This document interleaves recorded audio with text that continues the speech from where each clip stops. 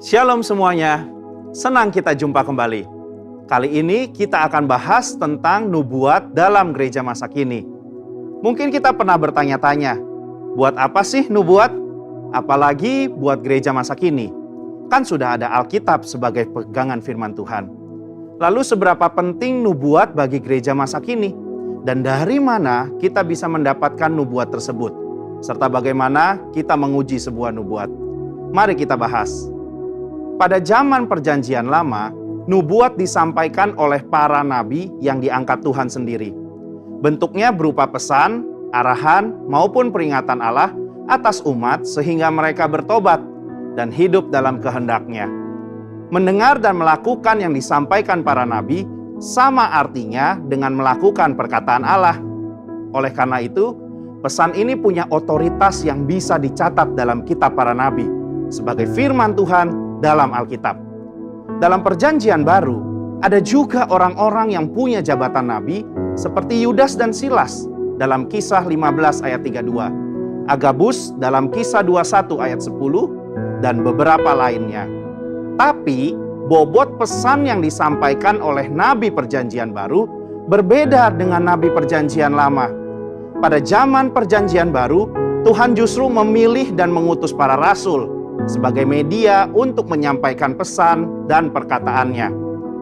Pesan ini mendapat otoritas yang sama seperti nabi-nabi dalam Perjanjian Lama, sehingga apa yang mereka sampaikan punya nilai dan bobot kanon yang bisa dimasukkan sebagai firman Tuhan dalam Alkitab.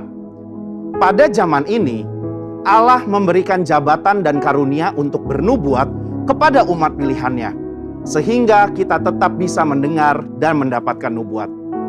1 Korintus 12 ayat 27-28 menjelaskan bahwa kita adalah tubuh Kristus dan masing-masing anggotanya mendapatkan karunia khusus dari Tuhan, baik sebagai rasul, nabi, pengajar, dan seterusnya. Biasanya orang dengan jabatan nabi dan karunia bernubuat akan punya kemampuan untuk menangkap dan menyampaikan pesan berupa arahan, peringatan, maupun hal-hal khusus dari Tuhan, dan sifatnya pernyataan spontan. Kata pernyataan dalam 1 Korintus 14 ayat 37 berasal dari kata apokalipto, yang berarti penyingkapan. Berkenaan dengan hal tersebut, ada 5 poin penting yang harus diperhatikan. Pertama, pernyataan datang secara spontan, bukan sesuatu yang dibuat-buat karena ada pemikiran atau persiapan sebelumnya.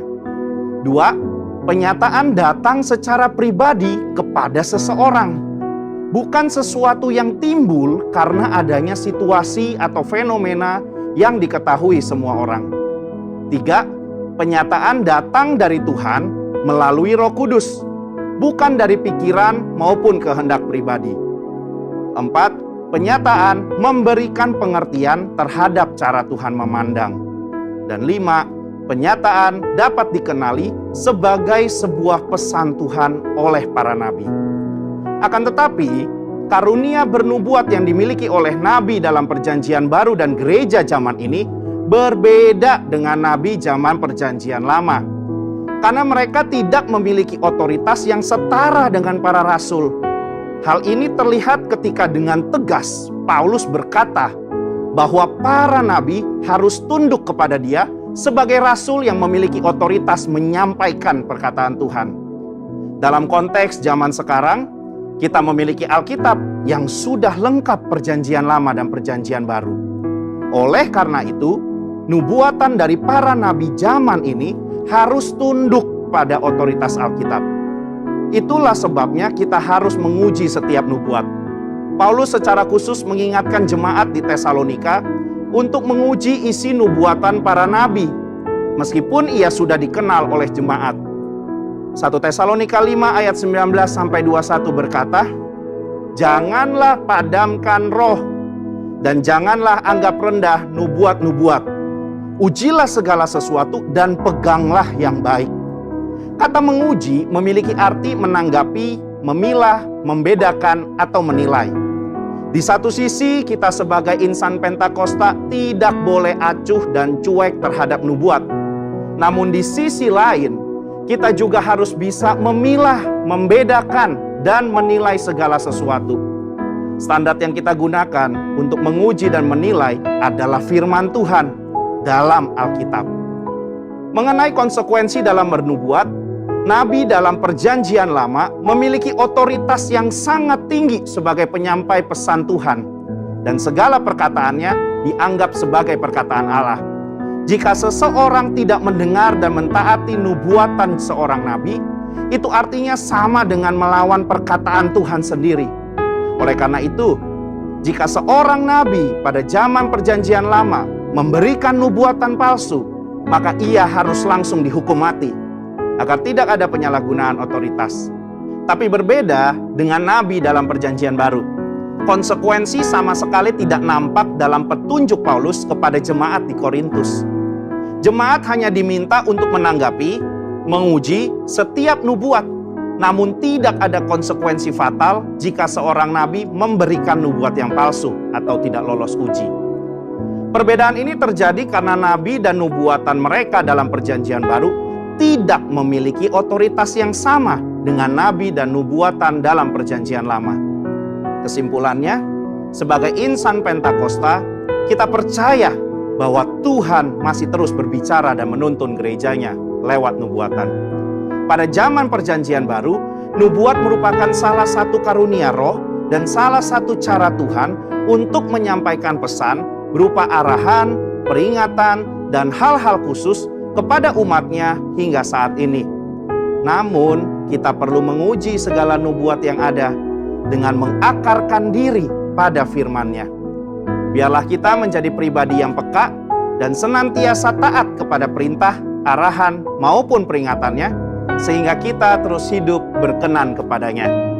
Saudara, untuk penjelasan lebih lengkapnya dari tim teologi kami, silahkan untuk buka link yang ada di atas atau scan QR Code yang tersedia. Salam integritas, Tuhan Yesus memberkati.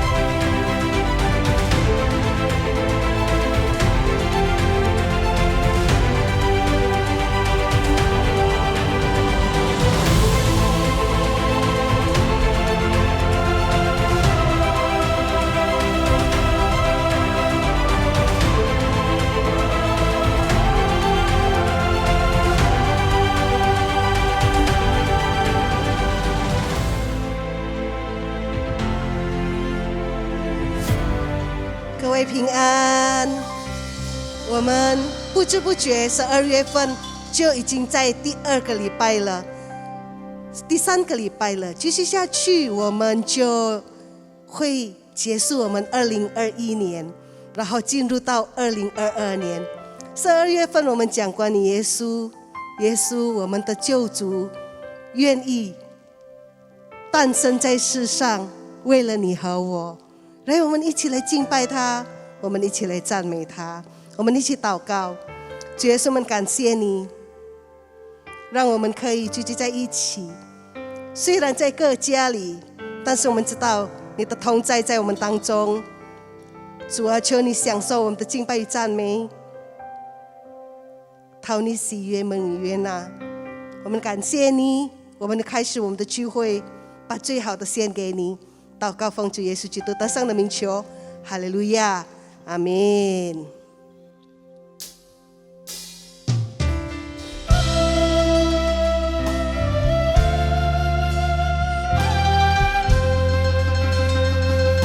他是伟大神的儿子，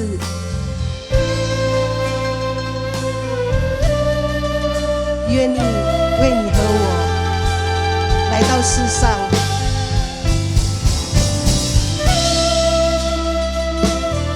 来，我们一起来敬拜他。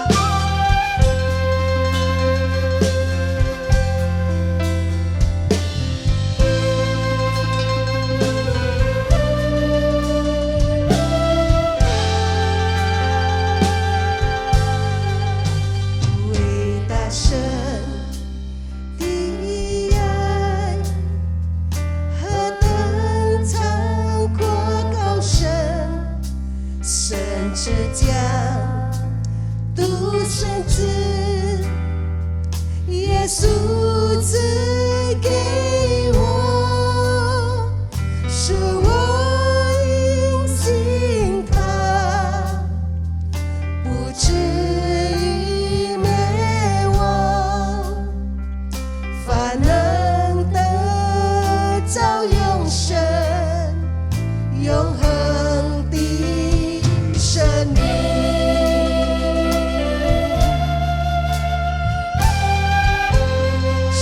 可以得到永生。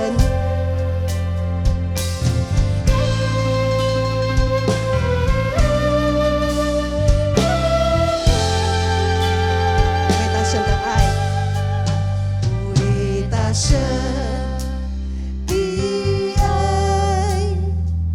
何等长阔高深，甚至将独生子耶稣赐给我，使我因信他，不至于灭亡，反能得着永生，永恒的生命。来，我们举起我们的手，说：我敬拜你。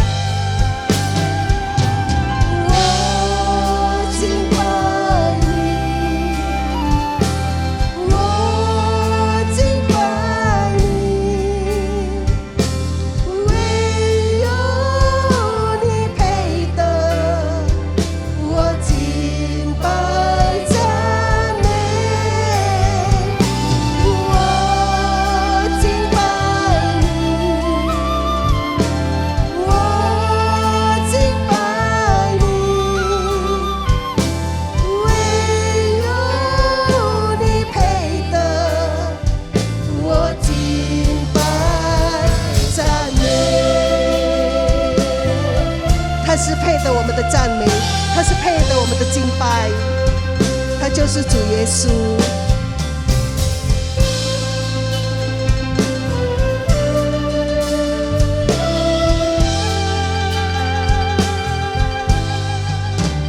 伟大神的爱，何等长阔高深，甚至将独生子耶稣赐给我，使我因信他，不至于灭亡，反能得着永生，永恒的生命。一起来敬拜他。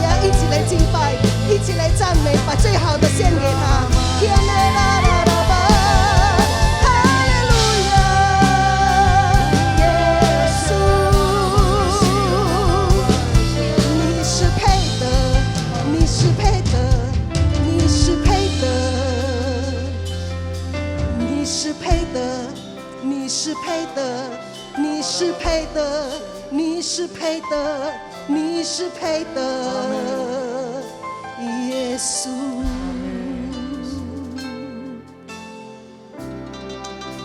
Jesus, kiana ke patakarabaya shanda dia de ke patakarabaya pa. Shikiara karabatakarabaya. Oh,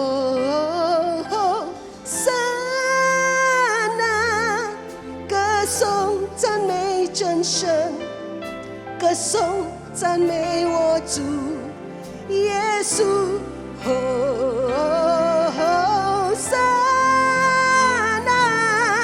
歌颂赞美真神，歌颂赞美我主耶稣。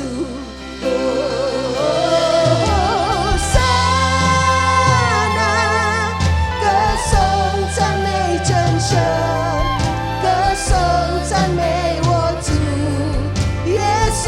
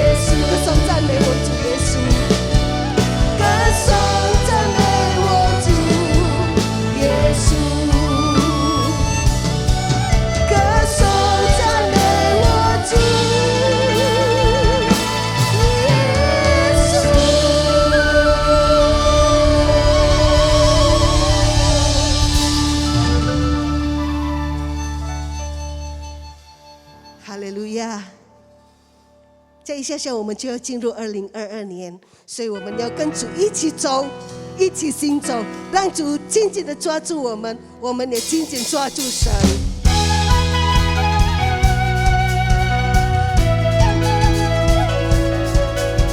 一起来拍手。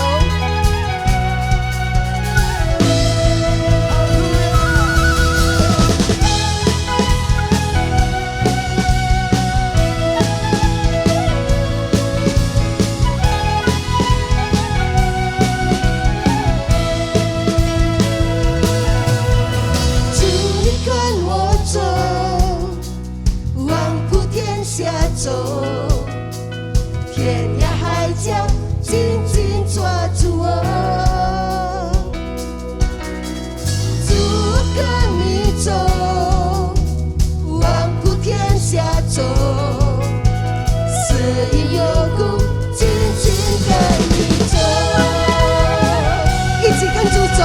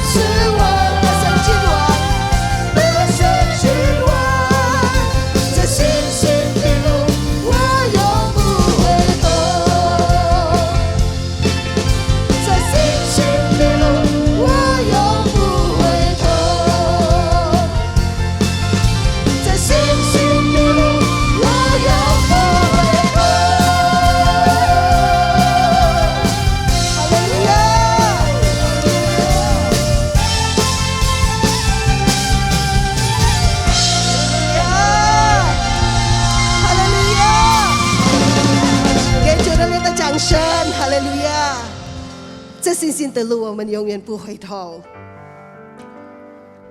我们渴慕在新的一年会有新的意象，有神新的带领。来，我们预备我们的心，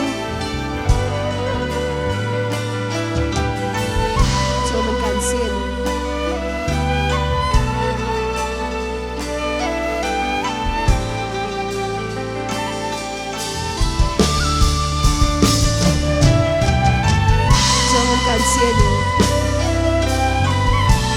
我们预备我们的心，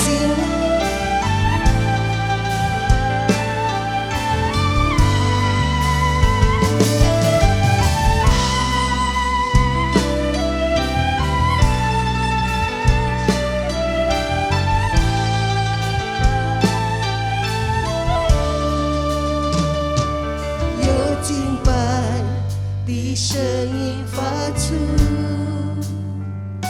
从最高的山到海洋深处，神的儿女要唱一首新歌，我们神要做新事，旧的事都已经过去，在基督里一切都要更新，新的眼界，新的意象，新的故事，新的方向，全地都要渴望呼喊荣耀的主，我愿你来，天要敞开，恩膏倾倒下来，神国度的荣耀彰显，全地都要渴望呼喊荣耀的主，我愿你来，神灵引领，看见新的意象，你要做新的事，在我们中间。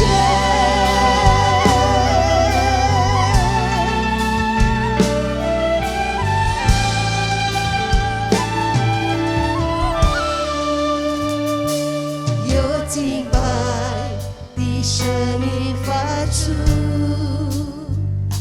从最高的山到海洋深处，神的儿女要唱一首新歌，我们神要做新事，旧的事已经过去了，旧的事都已经过去，在基督里一切都要更新，新的眼界，新的意象，新的故事，新的方向，全地都要渴望呼喊荣耀的主，我愿你来，天要敞开，恩膏倾倒下来，神国度的荣耀彰显，全地都要渴望呼喊荣耀的主，我愿你来，神灵引领，看见新的意象，你要做新的事，在我们中间，全地都要渴望呼喊荣耀的主，我愿你来，天要敞开，恩膏倾倒下来，神国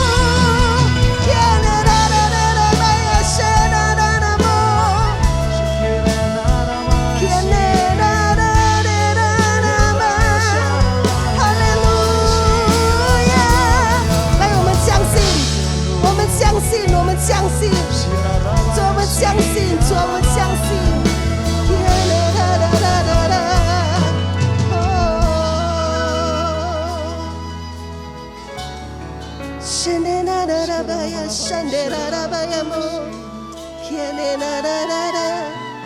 主，我们感谢你，主，我们相信，我们相信，主，我们相信，我们相信，我们相信，你要做新的事在我们每一个人身上。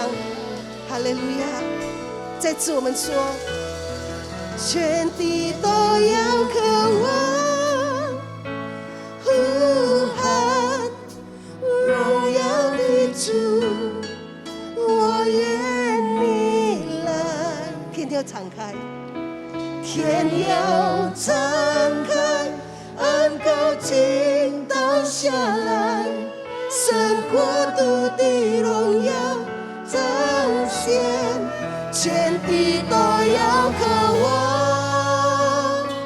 呼喊荣耀的主，我愿你来，我愿你来，圣灵引领，圣灵引领，看见新的象，你要做新的事在我们中间，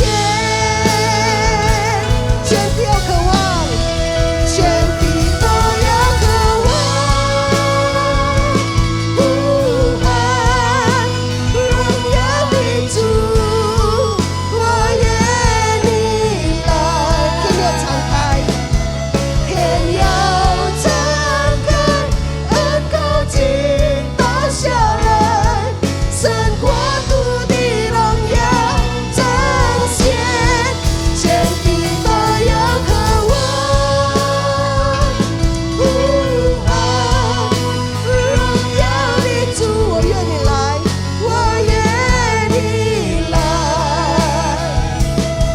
圣灵引领，看见新的象，你要做新的事在我们中间，圣灵引领，圣灵引领，看见新的象，你要做新的事在我们中间。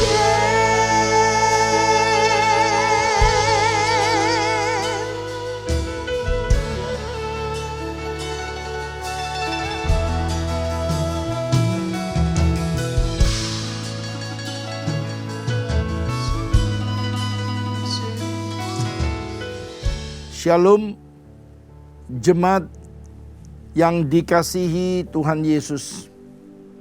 Sebelum kita mulai ibadah onsite ini atau online, izinkan saya berdoa terlebih dahulu. Bapa, terima kasih Engkau sudah menggerakkan hamba-Mu untuk berbicara mengenai kekristenan di Amerika, Bapa. Terima kasih untuk pewahyuan yang Kau berikan kepada kami, sehingga kami boleh mengerti, dan kami mengharap jemaat yang hadir boleh mengerti, Tuhan, isi daripada khotbah ini.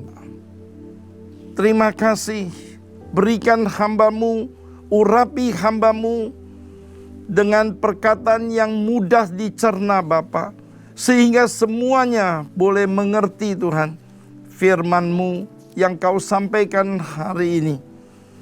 Terima kasih, Bapa, urapi hamba-Mu, urapi kami semua. Kami akan duduk diam di dalam hadirat-Mu, mendengarkan pesan-Mu, dan mau melakukan firman-Mu. Hanya di dalam nama Tuhan Yesus kami sudah berdoa dan mengucap syukur. Amin. Nah, jemaat yang dikasihi Tuhan Yesus, di Amerika ada sebuah grup, yaitu grup Barna, yang melakukan research rohani kepada kita semua mengenai Barna Research Group ini. George Barna lahir tahun 1954, yaitu genapnya 67 tahun di New York City. Lulusan dari Boston College, Rutgers University maupun Dallas Baptist University. Beliau adalah market researcher, yaitu yang menyelidiki mengenai rohani di Amerika. Dan beliau mengumumkan pada tanggal 8 Juni tahun 2021, baru beberapa bulan yang lalu. Hasilnya sangat mengagetkan kita dan sekaligus menyedihkan kita bagaimana rohani di Amerika. Kalau Anda lihat tahun 2021, orang Kristen yang ortodoks yang mengerti tentang Allah hanya 46%. Drop dalam 30 tahun dari 86% yang mengerti, cuma tinggal 46%. Artinya kalau 30 tahun yang akan datang, bagaimana persentasinya Anda bisa bayangkan. Orang Kristen yang percaya bahwa Alkitab itu dari firman Tuhan. Seperti Yohanes 1 katakan, Anda lihat tahun 2021, tahun ini, hanya 41% yang percaya bahwa Alkitab itu adalah firman Tuhan. 30 tahun lalu masih 70%. Orang Kristen yang mengerti tentang cara masuk ke surga, Anda lihat hanya 30% aja. Jadi sepertiganya mengerti mengapa harus bayar harga untuk masuk ke surga yang mulia. Inilah kekristenan rohani Amerika.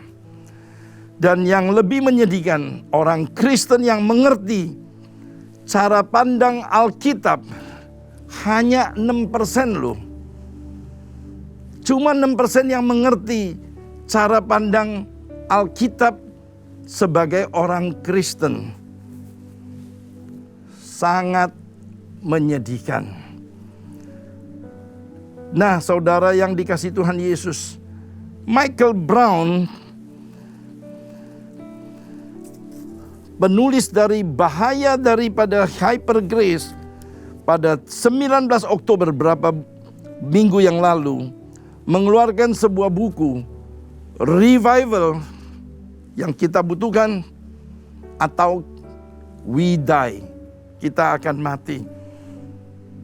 Begitu pesimistisnya Michael Brown melihat Amerika. Sehingga di dalam buku ini hanya revival yang bisa menolong Amerika keluar daripada kecengkeraman rohani yang hancur. Hanya revival, pencurahan Roh Kudus yang dapat menyelamatkan kekristenan Amerika. Sangat menyedihkan. Oleh sebab itu, apa yang Gembala Sidang katakan, bahwa kita membutuhkan revival, kita membutuhkan pencurahan Roh Kudus. Oleh beliau dikatakan, pencurahan Roh Kudus era Pentakosta ketiga akan turun. Nah, saudara-saudara yang dikasihi Tuhan Yesus, mengertilah saudara kenapa kita membutuhkan pencurahan Roh Kudus. Kita sangat butuh, kalau enggak Amerika kekristenannya rohaninya hancur menurut Michael Brown. Menurut George Barna, Amerika kekristenannya akan hancur. Nah, saudara yang dikasihi Tuhan Yesus, padahal Amerika adalah pusat daripada ladang misi internasional. Nah, kita lihat dulu kronologik dari Tuhan Yesus. Nah, saudara lihat kronologik dari Tuhan Yesus. Yesus lahir membutuhkan waktu 30 tahun. Dia baru melayani.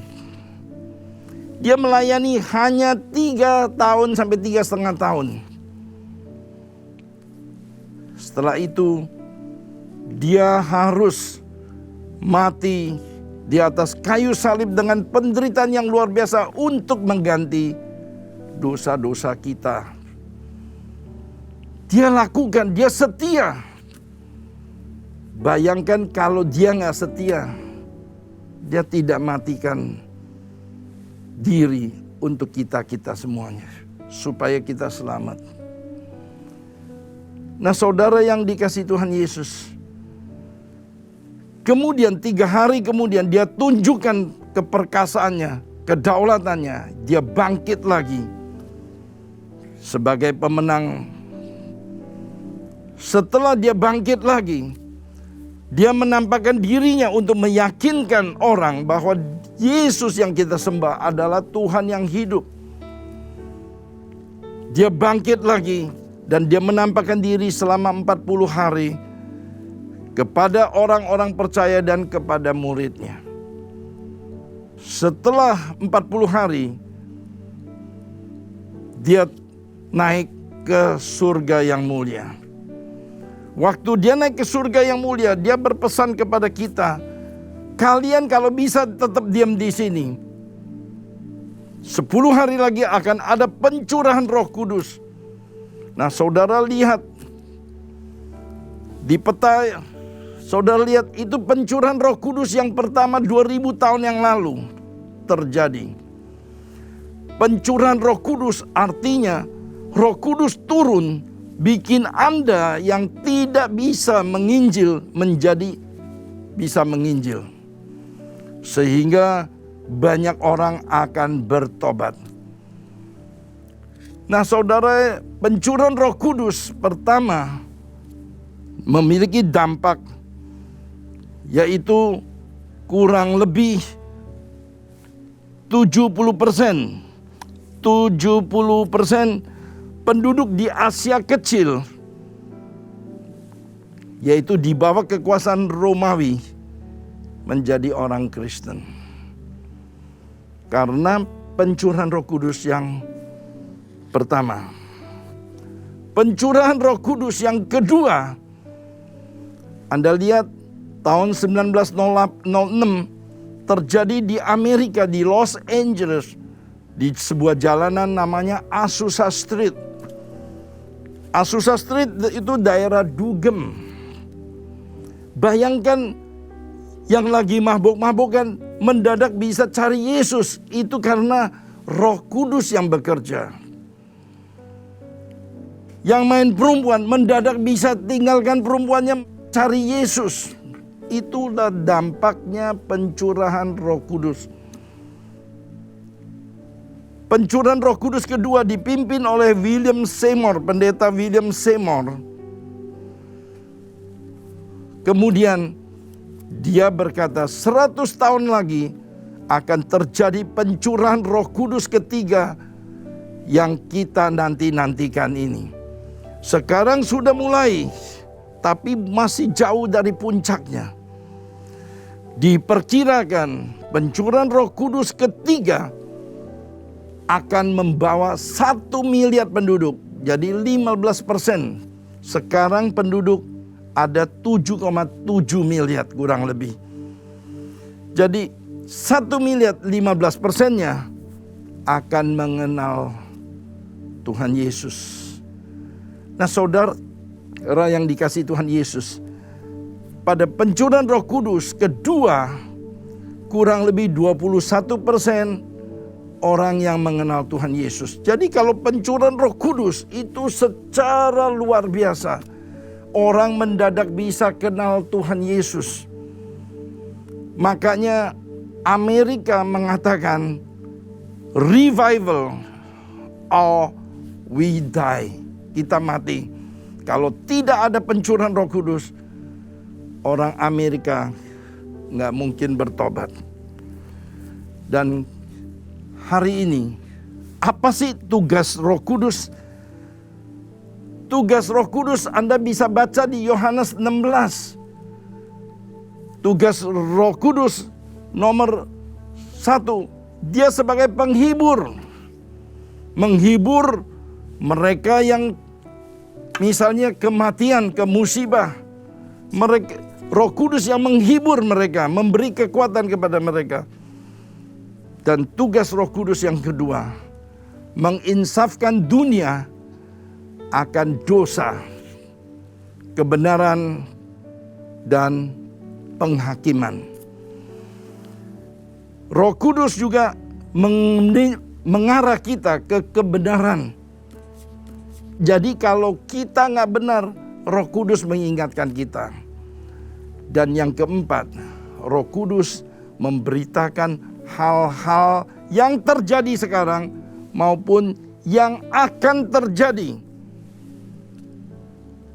Nah, saudara yang dikasihi Tuhan Yesus, yang akan terjadi, maka Rasul Yohanes mendapat singkapannya melalui kitab Wahyu. Kalau Anda baca kitab Wahyu, itu adalah yang akan terjadi.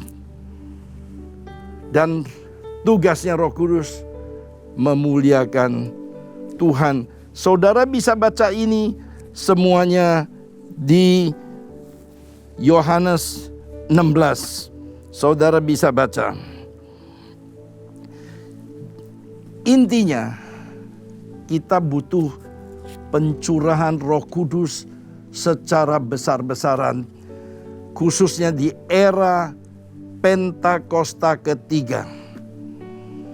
Kita katakan yang pertama itu 2000 tahun lalu di loteng Yerusalem.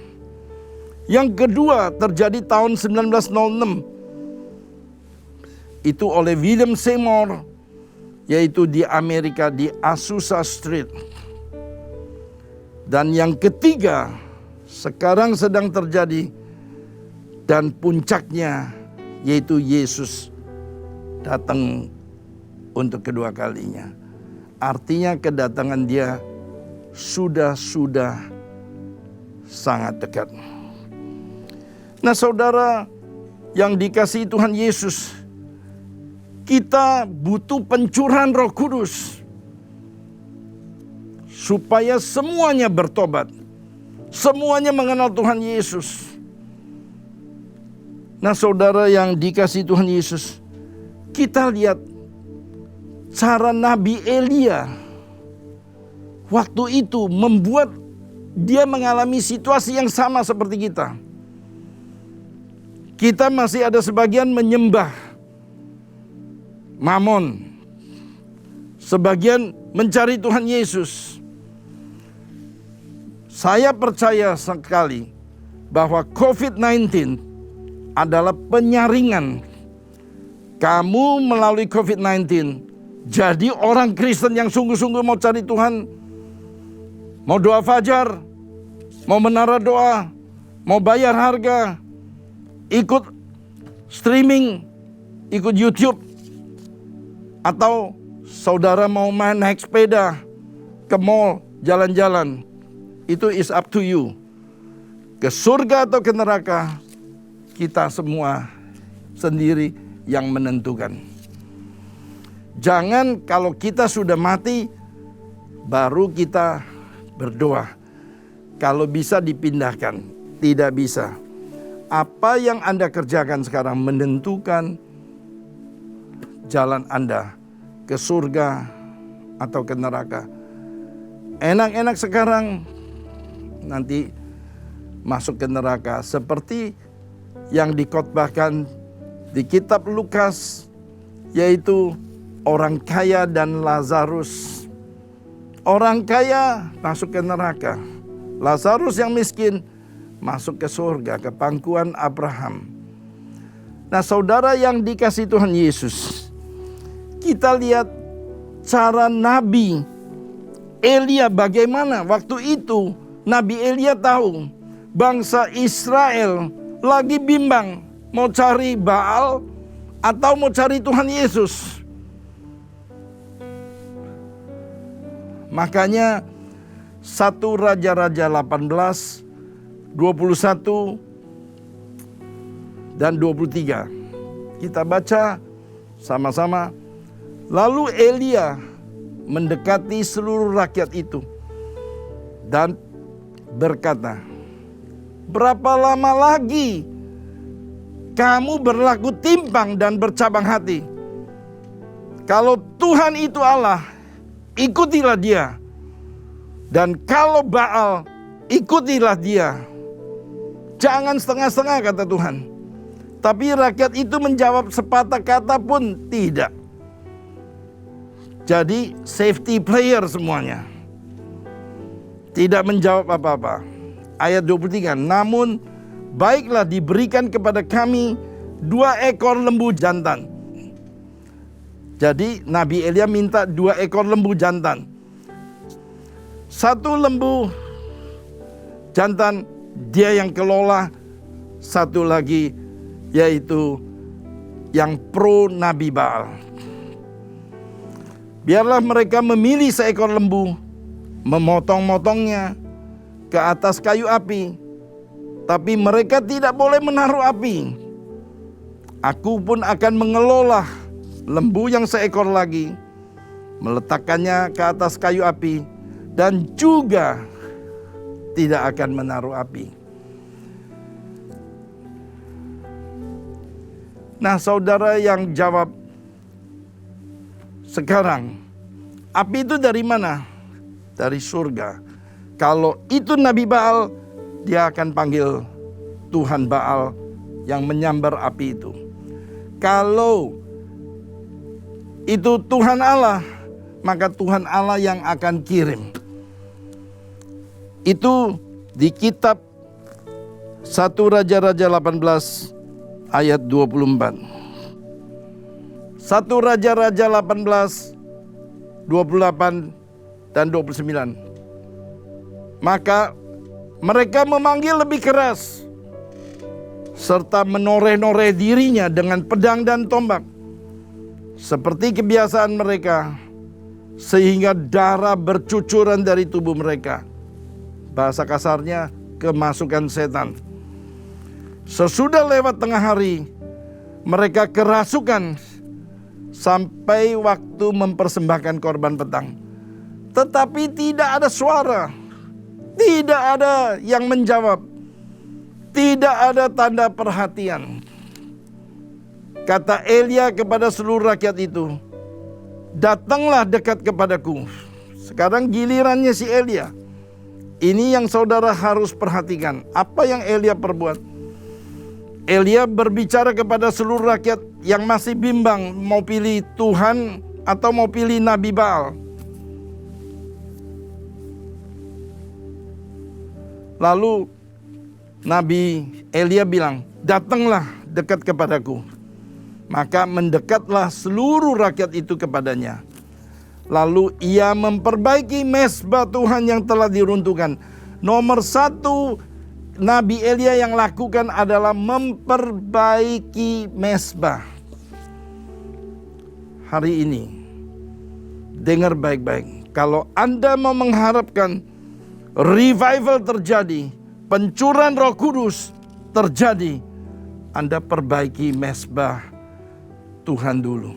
Artinya, bagaimana hubungan Anda dengan Tuhan intimnya?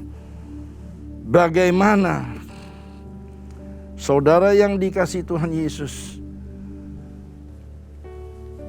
Gereja CK7 mengajarkan bagaimana Anda memperbaiki mezbah. Saudara yang dikasihi Tuhan Yesus, memperbaiki mezbah berbicara mengenai keintiman dengan Tuhan. Absensi kalian dengan Tuhan, absensi keintiman dengan Tuhan melalui doa fajar. Berapa persen yang ikut doa fajar? Anda ngecek diri Anda sendiri. Berapa persen yang mau memberikan waktu untuk menara doa? Atau untuk MDPJ, sebulan cuma sekali, khusus buat pengerja. Saudara yang dikasihi Tuhan Yesus, apa yang kita khotbahkan tujuannya baik untuk semua pengerja. Tujuannya baik. Kalian harus memperbaiki hubungan kalian dengan Tuhan terlebih dahulu. Kemudian Elia mengambil 12 batu menurut jumlah suku keturunan Yakub. 12 batu bicara mengenai unity. Bagaimana unity? Anda mesti membuat unity itu terjadi. Nah, saudara yang dikasihi Tuhan Yesus, bukannya mencela satu gereja, bukannya menggosipkan gereja itu, tetapi unity dibutuhkan. Sesudah itu, ia berkata, penuhilah 4 buyung dengan air dan tuangkan ke atas korban bakaran dan ke atas kayu api itu. Kemudian katanya, buatlah begitu untuk kedua kalinya. Dan mereka berbuat begitu untuk kedua kalinya. Kemudian katanya, berbuatlah begitu untuk ketiga kalinya. Dan mereka berbuat begitu untuk ketiga kalinya, sehingga air mengalir sekeliling mezbah itu. Bahkan parit itu pun penuh dengan air. Air pada waktu kekeringan adalah sangat-sangat mahal. Bayangkan air itu 4 buyung disiram. Air berbicara mengenai sesuatu yang mahal Anda persembahkan buat Tuhan. Bagaimana dengan kita? Sudahkah Anda mempersembahkan yang terbaik buat Tuhan? Atau sebaliknya? Anda introspeksi diri sendiri. Kalau buat Tuhan, kalau bisa tukar duit dulu. Yang paling kecil yang buat Tuhan. Kalau ada anak 2 yang bodoh yang dikasih buat Tuhan, pelayanannya silakan. Yang pintar jangan dong. Dia mesti jadi dokter atau insinyur. Demikiankah hidup kita memberikan persembahan yang terbaik buat Tuhan? Itu kalau Anda mau memenangkan orang-orang di dunia supaya bertobat, maka dibutuhkan pencurahan Roh Kudus. Nah, saudara yang dikasihi Tuhan Yesus, kita sampai ke 1 Raja-Raja 18:36. Ini cara berdoanya. Anda simak baik-baik. Kemudian pada waktu mempersembahkan korban petang, tampillah Nabi Elia dan berkata, ini yang Anda harus catat. Ya Tuhan, Allah Abraham, Allah Ishak, dan Allah Israel. Pada hari ini, biarlah diketahui orang bahwa Engkaulah Allah di tengah-tengah Israel. Dan bahwa aku ini hamba-Mu, dan bahwa atas firman-Mu lah aku melakukan segala perkara ini. Jawablah aku ya Tuhan, jawablah aku, supaya bangsa ini mengetahui bahwa Engkaulah Allah ya Tuhan, dan Engkaulah yang membuat hati mereka bertobat kembali. Lalu turunlah api Tuhan dari surga yang mulia menyambar habis korban bakaran, kayu api, batu, dan tanah itu. Bahkan air yang dalam parit itu habis dijilatnya.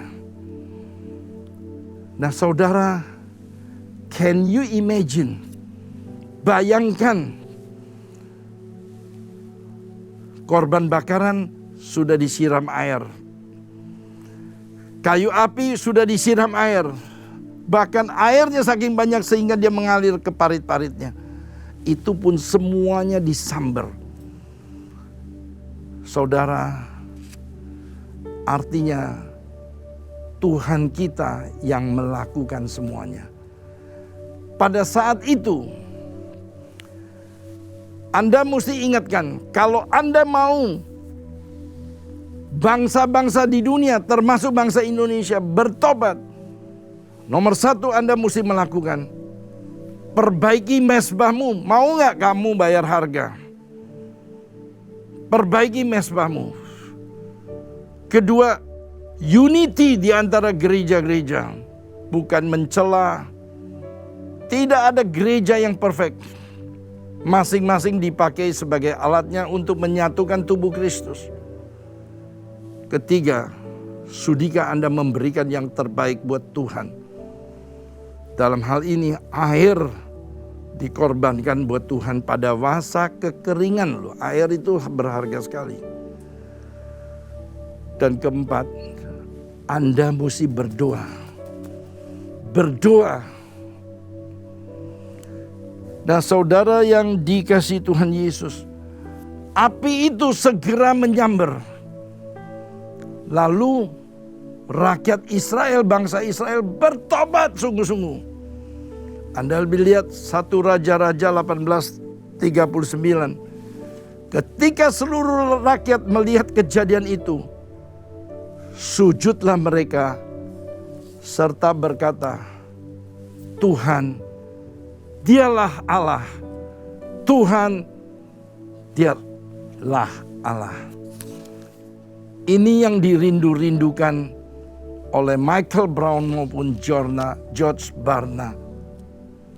Mereka merindukan KKR terjadi, kebangkitan rohani terjadi. Yaitu mereka mengharapkan pencurahan Roh Kudus supaya orang Amerika betul-betul cinta kepada Yesus kembali. Itu doanya mereka. Doa kita supaya bangsa-bangsa Indonesia dan bangsa-bangsa seluruh dunia bertobat mengenal Tuhan Yesus. Nah, saudara, 1 Raja 18 ayat 40 berkata, kata Elia kepada mereka, tangkaplah nabi-nabi Baal itu. Seorang dari mereka tidak boleh luput. Setelah ditangkap, Elia membawa mereka ke sungai Kison dan menyembelih mereka di sana. Nah, saudara yang dikasihi Tuhan Yesus, bukankah doa pujian penyembahan ada di gereja Anda? Anda supaya tahu DNA gereja ini adalah restorasi Pondok Daud yang Anda bisa lihat di Kisah Para Rasul 15 ayat 16 dan 17.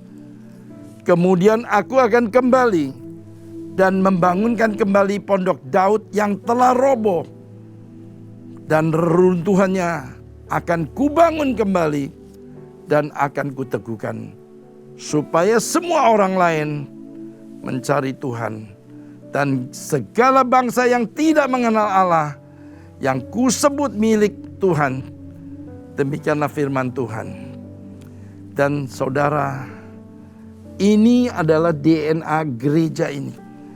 Gereja ini mengharapkan saudara membangun keintiman, membangun pondok, restorasi Pondok Daud melalui doa pujian penyembahan yang terjadi di doa fajar maupun menara doa. Dan saudara, tujuan kita tidak lain adalah supaya semua bangsa sebanyak mungkin bertobat mengenal Tuhan Yesus. Pertobatan massal supaya terjadi. Saudara, saya mengharapkan setelah saudara dengar firman ini, saudara menjadi lebih pintar. Mengapa kita tidak boleh egois? Tugas kita adalah supaya semua yang tidak mengenal Dia atau yang sudah mengenal Dia tetapi malas, sudah waktunya kita berubah. Sudah waktunya kita berubah. Sudah waktunya kita dapat membedakan yang mana yang baik di mata Tuhan, yang mana yang jelek. Saudara-saudara yang dikasihi Tuhan Yesus, itu kerinduan saya sebagai hamba Tuhan, supaya semua bangsa mengenal Tuhan Yesus. Kita tutup di dalam doa. Bapak, terima kasih Bapak. Kami mengerti Bapak, kekristenan Amerika akan hancur bila begini menjalan terus Tuhan.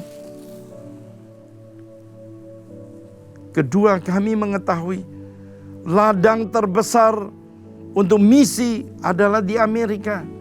Oleh sebab itu, Michael Brown maupun George Barna concern kepada kerohanian Amerika Bapak. Kita juga concern kepada kerohanian dunia khususnya. Bapak, biarlah melalui firman-Mu ini segala bangsa dijamah Tuhan. Revival boleh terjadi, pencurahan Roh Kudus yang terbesar boleh terjadi di negara ini dan negara-negara yang Kau rindukan Bapak, agar pertobatan massal boleh terjadi Bapak.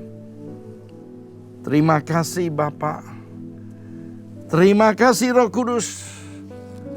Hamba-Mu sudah selesai berbicara, tetapi Roh Kudus-Mu akan tetap bekerja selama-lamanya. Terima kasih Bapak. Terima kasih Roh Kudus. Terpuji senantiasa nama-Mu. Haleluya. Amin. Mari kita masuk di dalam perjamuan kudus. Bapak, terima kasih kami boleh memiliki kesempatan memasuki perjamuan kudus ini Bapak. Setiap kali kami memasuki perjamuan kudus, kami diingatkan akan kebaikan Tuhan Yesus di dalam hidup kami.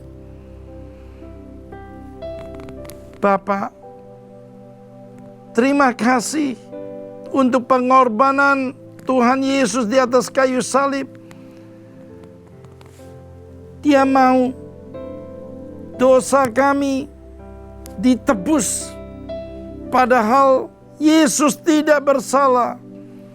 Tetapi Yesus mau menebus dosa kami, kesalahan kami, bahkan penyakit kami. Dia mau tebus dengan jalan disalibkan di atas Golgota.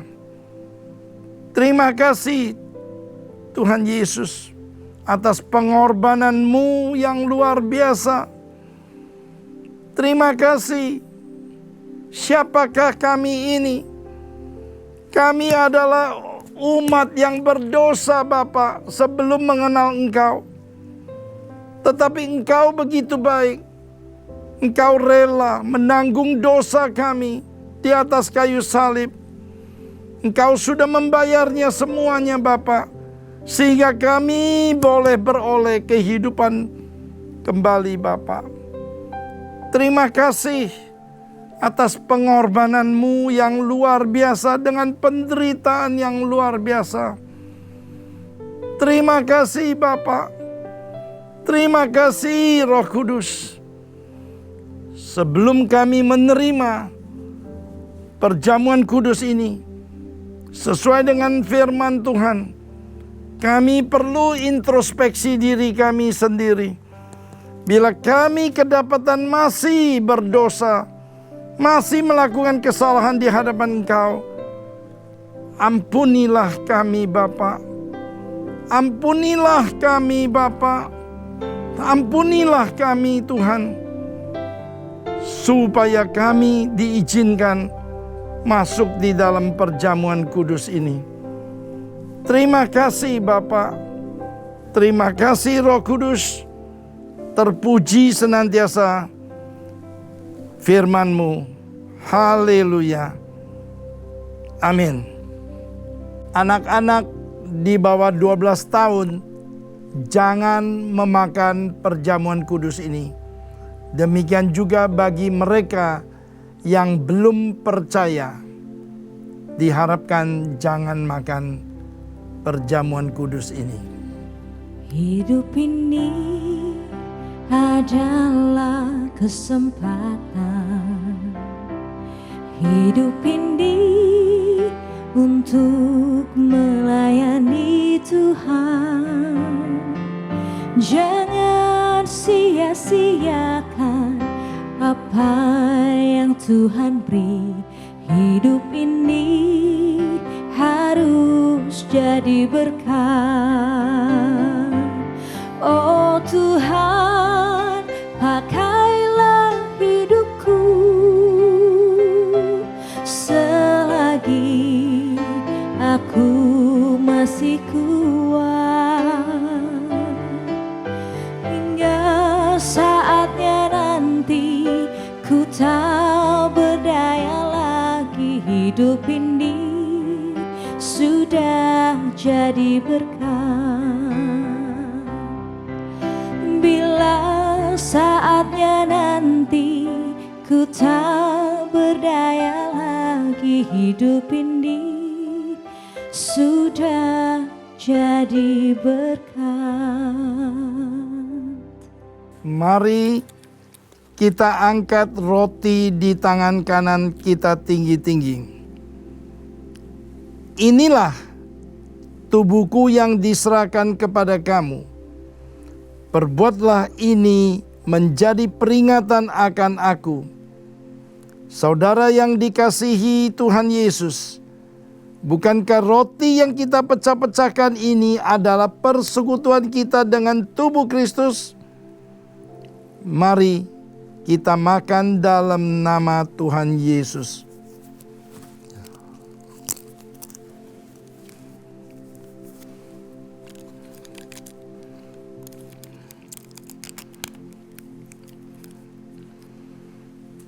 Kita angkat cawan di tangan kita tinggi-tinggi. Demikian juga ia mengambil cawan sesudah makan, lalu berkata, cawan ini adalah perjanjian baru yang ditemataikan oleh darahku. Perbuatlah ini setiap kali kamu meminumnya, menjadi peringatan akan aku. Saudara yang dikasihi Tuhan Yesus, bukankah cawan pengucapan syukur yang atasnya kita ucapkan syukur adalah persekutuan kita dengan darah Kristus? Mari kita minum dalam nama Yesus.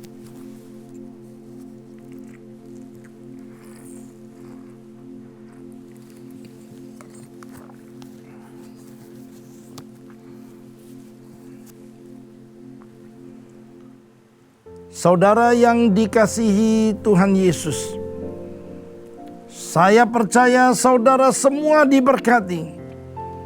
Biarlah jangan ada satupun yang tidak mengucap syukur untuk pengorbanan Yesus di atas kayu salib. Kuraba shikira bala bala bala bala. Shikira bala bala bala bala bala.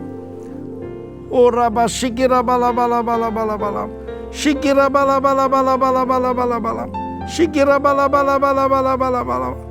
Terima kasih Tuhan Yesus untuk pengorbanan-Mu.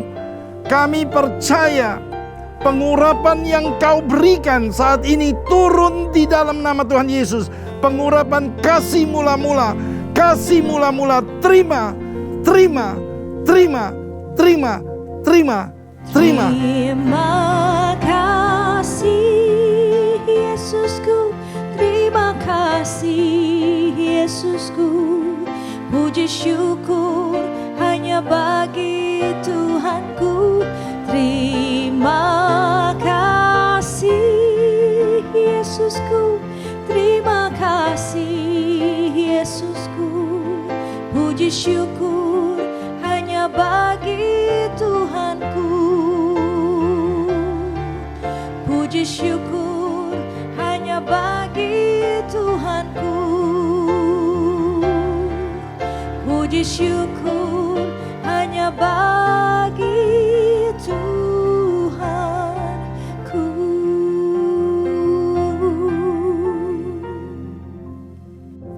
Oleh darah-Mu kami diselamatkan.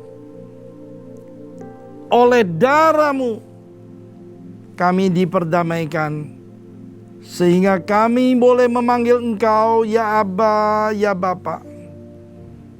Terima kasih Bapa. Sekarang tiba saatnya Engkau akan mencurahkan berkat yang berlimpah-limpah kepada semua suami yang mengangkat tangannya di hadapan-Mu. Berkati mereka Bapa.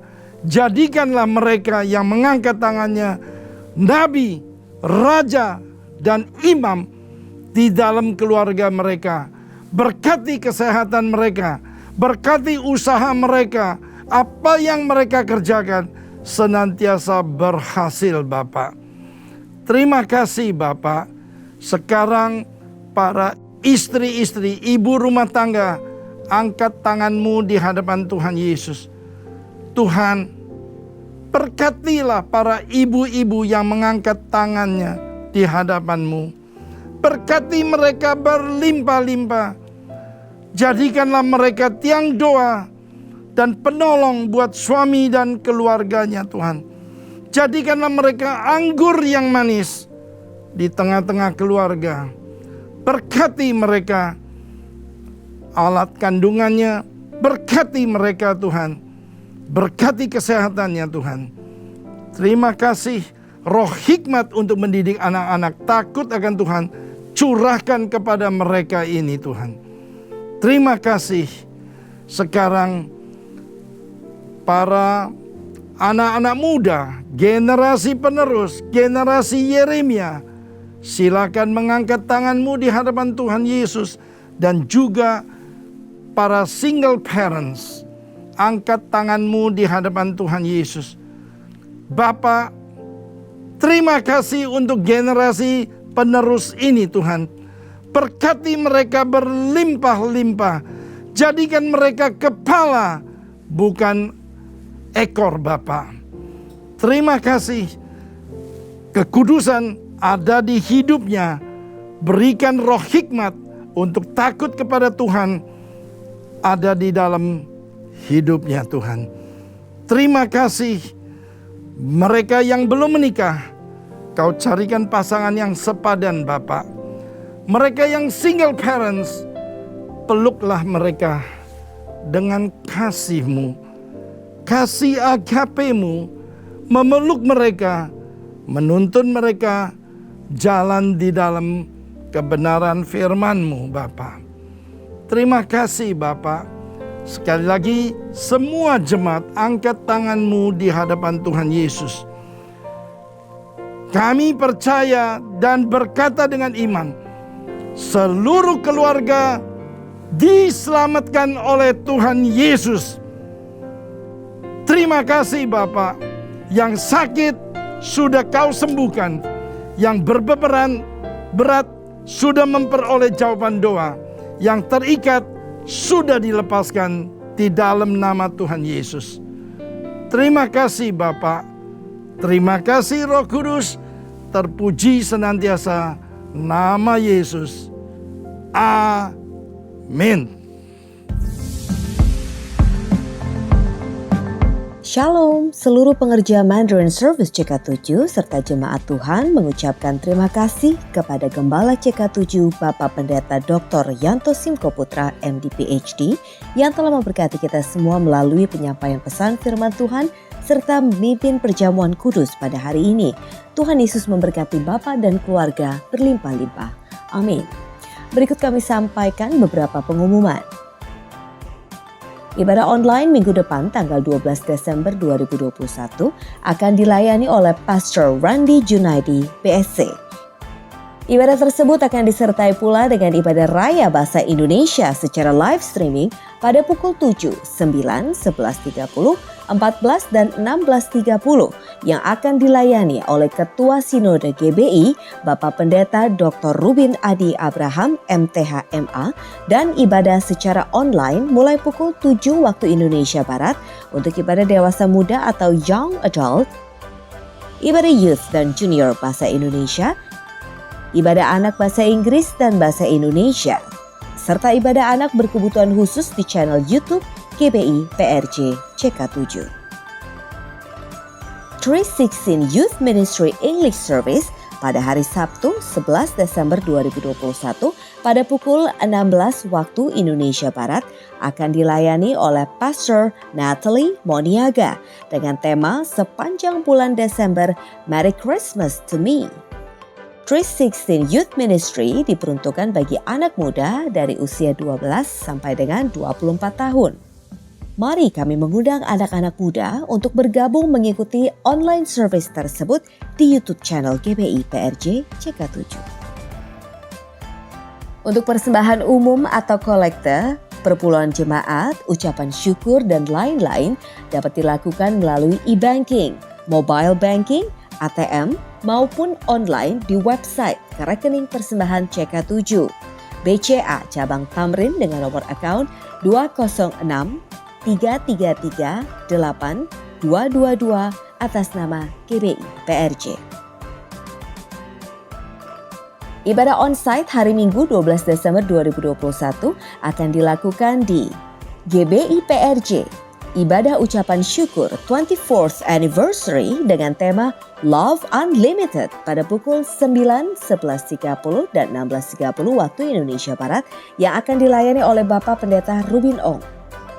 GBI Intercon pada pukul 9, 11.30 dan 16.30 waktu Indonesia Barat yang akan dilayani oleh Pastor JJ Simko Putra. GBI Alam Sutra Mall pada pukul 9, 11.30 dan 16.30 waktu Indonesia Barat yang akan dilayani oleh Bapak Pendeta Robertus Purwadi SE-SPD. Tempat terbatas, untuk itu pastikan Bapak Ibu booking e-tiket melalui apps GBI PRJ Group CK7 guna mengikuti ibadah tersebut mulai hari Senin 6 Desember 2021 pada pukul 9 waktu Indonesia Barat. Unit Pelayanan Jemaat CK7 kembali mengadakan baptisan selam pada hari Sabtu 11 Desember 2021 pada pukul 8.30 waktu Indonesia Barat dan penyerahan anak pada hari Sabtu 18 Desember 2021 pada pukul 10 waktu Indonesia Barat. Pendaftaran mulai dibuka pada hari Minggu 28 November 2021. Harap Bapak Ibu dapat segera mendaftarkan diri atau anak-anak Bapak Ibu sekalian. Untuk KUL Gabungan Mandarin Service akan diadakan pada hari Kamis 9 Desember 2021 pada pukul 19 waktu Indonesia Barat akan dilayani oleh Bapak MA Aziz. KUL tersebut diadakan melalui aplikasi Zoom.